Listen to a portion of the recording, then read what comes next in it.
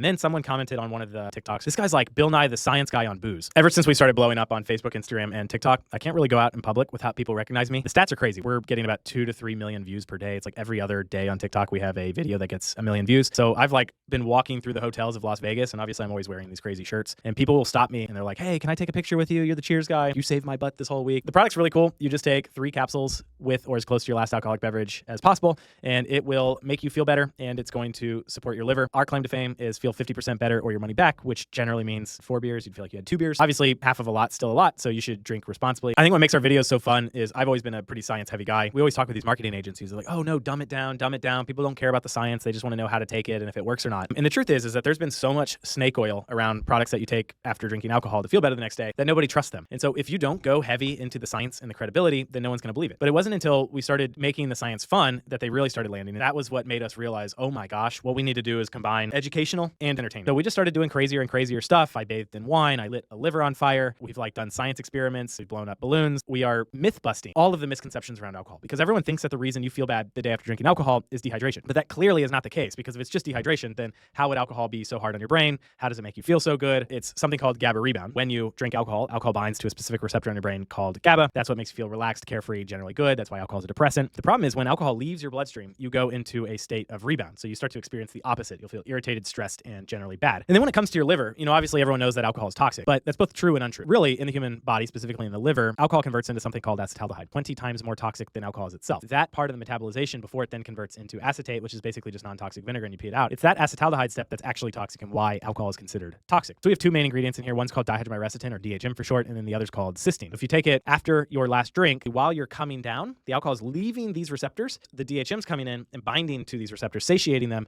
so you sleep better and end up waking up feeling better the next day. L-cysteine will actually bind to acetaldehyde and form a non-toxic compound called MTCA. And also what's really interesting is DHM itself will actually speed up an enzyme called ALDH, which is how your body typically processes acetaldehyde into acetate. Now we're actually working on a TV commercial. So I was at a restaurant the other day and somebody came up to me and they said, hey, you're the Cheers guy. I just wanted to tell you how amazing your advertising is. And I said, yeah, hopefully you'll actually see it on that TV right there pretty soon. He's like, oh, are you going to make your social media videos? I was like, I don't know. We'll probably like tone it down a little bit. And he's like, dude, you cannot do that. You got to bring that same energy to TV, because like that's what makes the Cheers brand special. That's like what's busting all these misconceptions. How do you fit all of that crazy myth-busting science into 30 seconds and still get it approved by the networks? And that's a whole lot easier said than done. What's really satisfying is that there's a lot of people out there that drink responsibly. They try to rehydrate and they still feel less than 100% the next day. So they're reaching out to us and saying, oh my gosh, you saved my life. Like I can have a social life again. Thank you so much for convincing me to purchase Cheers. We're going to keep doing what we're doing until everyone who drinks alcohol knows what Cheers is, has tried it, and yeah, about 40% of them will just use Cheers for life.